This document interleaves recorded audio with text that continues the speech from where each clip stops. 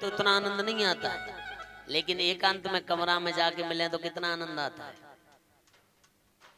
और बहुत से लोग तो ऐसे होते हैं कि भले ही प्रधानमंत्री से नहीं मिले लेकिन फोटो खींच के यहाँ आके कहेंगे अरे साहब प्रधानमंत्री के साथ बैठ के भोजन करके आए। और सुदामा जी ने कभी नहीं कहा कि मेरा मित्र भगवान कृष्ण मैं ऐसा करके आया हूं। ये वास्तविकता है।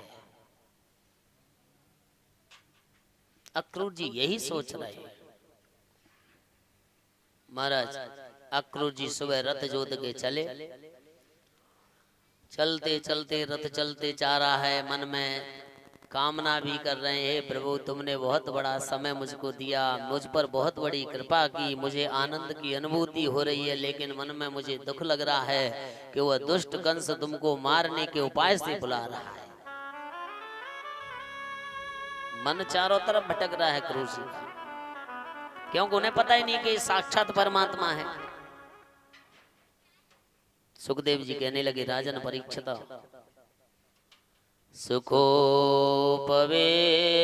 पर्यंके रामकृष्णोरुमानितः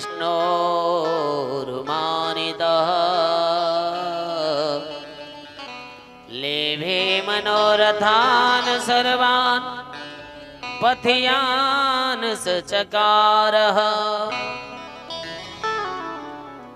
अक्रूर जी प्रेम से जा रहे हैं और जाते जाते उनको समय दोपहर का बाद हो गया। गोधूल बेला से गायें लौट रही थी। उसी समय अक्रूर ने दूर से कृष्ण और बलराम को देखा तो प्रसन्न मन हो गया, क्योंकि कोई व्यक्ति रिश्तेदारी बहुत दिनों बाद जाए ना और फिर मिले तो उतना प्रेम बढ़ जाता है। देखो हम उपाय तो सब करते हैं, लेकिन कभी कभी हमारा तुम्हारा उपाय फेल भी हो जाता है। हम कोशिश तो सब करते हैं लेकिन फेल कैसे हो जाता है। एक पति पत्नी दोनों थे, उनकी एक बेटी थी, बेटी का विवाह कर दिया और विवाह कर दिया तो मेहमान ऐसा निकम्मा था कि काम कुछ करता नहीं था। तो उसने सोचा हमारे सास ससुर दोनों रहते हैं, चलो सास ससुर के यही कुछ 10-20 दिन काट लें। और ससुराल पहुंच गए और ससुराल पहुंच करके रहने लगे। 4-6-10 दिन हुए। अब बेचारा बुढ़ापा का शरीर ससुर का कहां से कमाए। तो एक दिन पति पत्नी दोनों बोले, मेहमान बाहर के कमरे में था, उसने कहा देखो ऐसा करेंगे आज हम तुम लड़ाई लड़ेंगे दोनों। कि क्यों?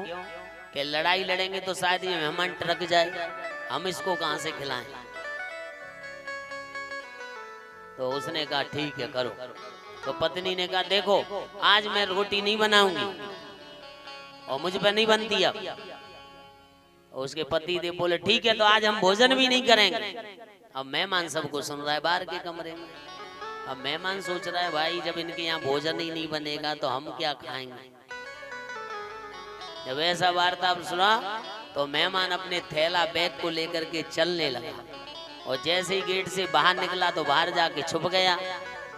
तो दोनों ने पति ने आके देवी से कहा देखो हम तो झूठ मांस की लड़ाई लड़ रहे थे, तुम रोटी बनाओ हम भोजन करें। अब मेहमान तो टरक गया और तब तक मेहमान थैला लेकर के वापस आ गए। भैया हम ही झूठे के लिए आए गए थे।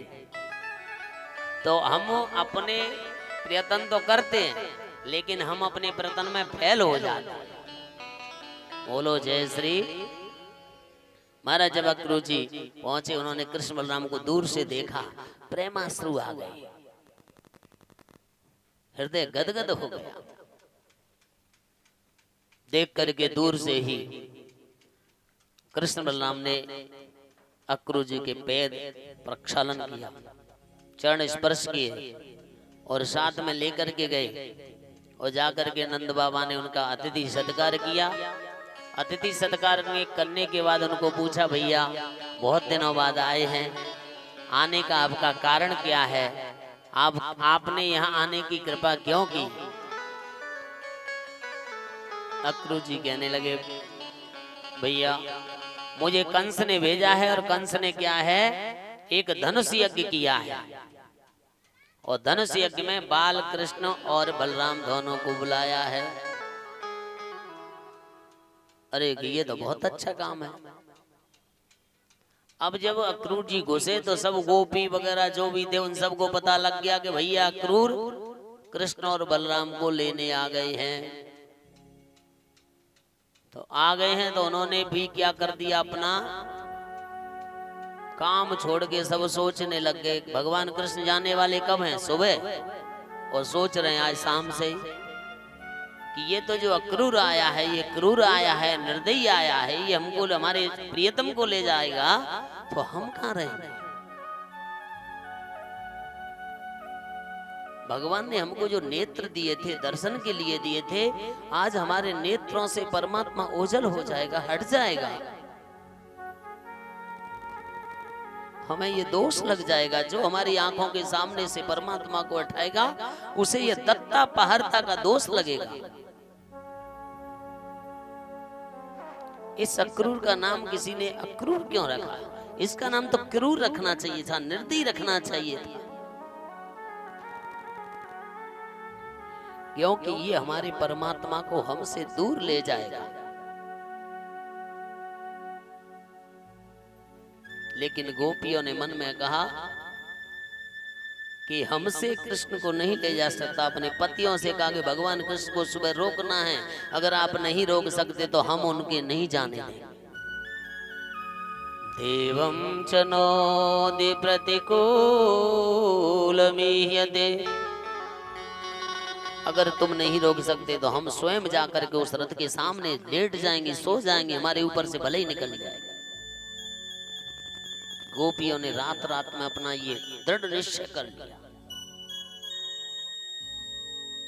क्योंकि उनके बिना, परमात्मा के बिना गोपियों का हृदय जीवन नहीं रह सकता था। कुल के वृद्ध बांधव हमारा करेंगे क्या जब हमारा इस शरीर में, आप बताइए, जब शरीर में जीवात्मा नहीं रहे तो कौन क्या करेगा। आत्मा शरीर में क्यों आती है? आत्मा इसलिए आती है कि इस शरीर से मैं जाने कितने भगवान के सत्कर्म, दर्शन, दिव्य छटाओं का अवलोकन करेंगे, लेकिन आत्मा आकर के ऐसी कैद हो जाती है जैसे कुएं में पड़ा हुआ कछुआ। कछुआ को फिर संसार उतना ही लगता है, गूलर के कीड़े को केवल संसार कितना लगता है, छोटा सा लगता है, लेकिन जब गूलर फूटता है तो उसको लगता है संसार बहुत बड़ा है। हमारे शरीर में ये आत्मा उस परमात्मा से मिलाने के लिए आती है, लेकिन वह आत्मा इसमें कैद होकर के केवल मन के अनुसार कार्य करने लग जाती है। मन जैसा कहता है वैसी करती है।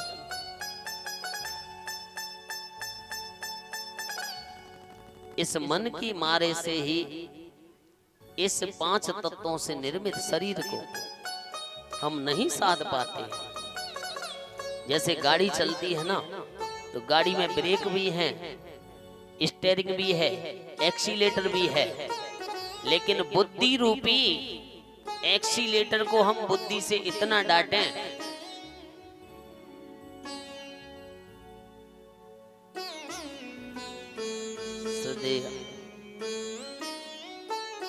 इतना डांटें कि अगर हम गाड़ी को चलाते समय एक्सीलेटर पर पैर रख दिया, स्टीयरिंग को, और ब्रेक का सहारा नहीं लिया तो पता नहीं एक्सीडेंट ही होगा। हम इस प्रकार से आज यथोचित सोते हुए सुबह जगे, सुबह जग करके अक्रूर जी ने रथ को लगाया। एवं ब्रुवाणा विरहातुराव्रसंव्रज स्त्रिया कृष्ण विसक्तिमानसा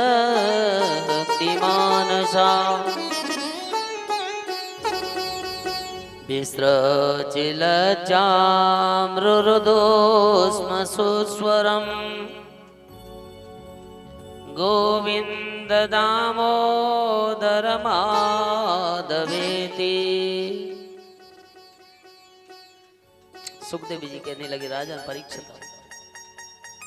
जैसे अक्रूर जी ने रथ को जोता, रथ में घोड़ों को बांध करके भगवान कृष्ण बलराम को ले जाने के लिए तैयारी की, बाबा आदि भी अपनी गाड़ियों के साथ तैयारी कर रहे थे। कृष्ण के आसक्त चित्त विरह से पीड़ित गोपियां रोने लगी। अपने जो घर के काम थे, अपने छोटे छोटे बेटे थे, पुत्र पुत्रियां थी, सास थी, माता पिता थे, उन सबको छोड़ करके आज रोने लगी। जिस काम को जहां पड़ा था वहीं छोड़ दिया आज गोपियों ने, और कहने लगी, हे दामोदर, हे केशव, हे अच्युत, हे भुवन सुंदर, आज तुम हमको छोड़ करके कहां जाते हो? हे दीन बंधु, हे दीन दयाल, तेरा नाम तो दीन बंधु था, अच्युत था, दीनों पर कृपा करने वाला था, आज हमको अकेली छोड़कर कहां जाता है?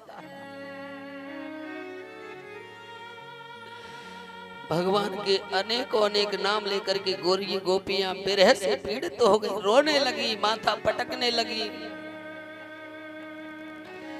आज उनको लोक लज्जा कुछ नहीं दिखाई पड़ती, केवल अपना प्रियतम भगवान कृष्ण दिखाई पड़ रहा है। परमात्मा, अगर तू कपटी शुरू से रहा, क्योंकि तू तो कपटी शुरू से रहा, तूने बाली को छुप करके मारा,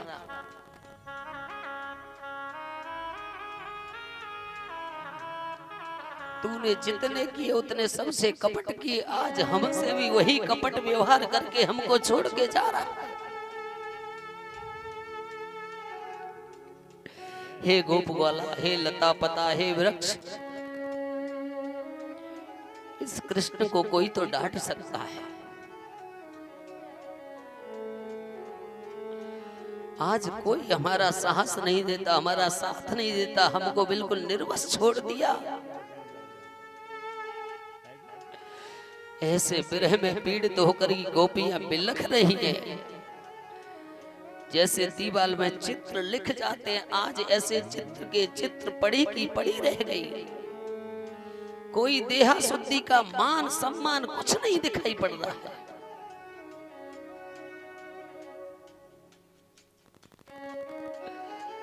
प्रभु भी बड़े निर्दयी हैं। प्रभु ने कहा, हे देवियों, हे गोपियों, मैं तुमसे वचन देता हूं कि मैं शीघ्र लौट के आऊंगा,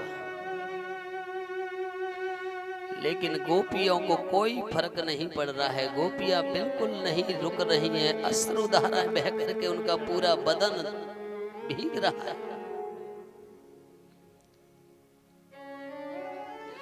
निराश हो गई, लेकिन अक्रूर जी ने कृष्ण और बलराम को जब रथ में बिठाया तो गोपियां रथ के सामने लेट गई। हे कृष्ण निर्दयी, हे अक्रूर, क्रूर, अगर तुझे हम पर कोई वो नहीं है, प्रेम नहीं है, तो ये रथ को हमारे ऊपर से निकाल दे।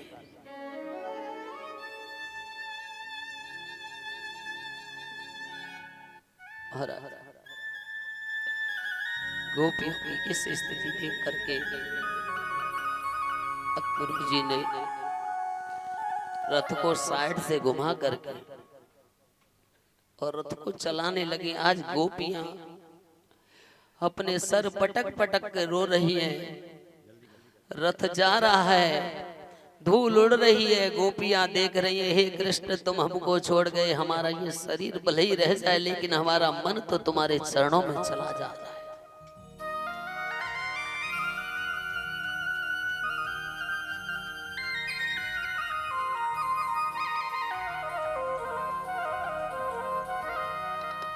तेरी याद में रोते हैं, तो है सहन करना ये दर्द जुदाई का, जरा कुछ तो बता प्यारे, कहर रुसवा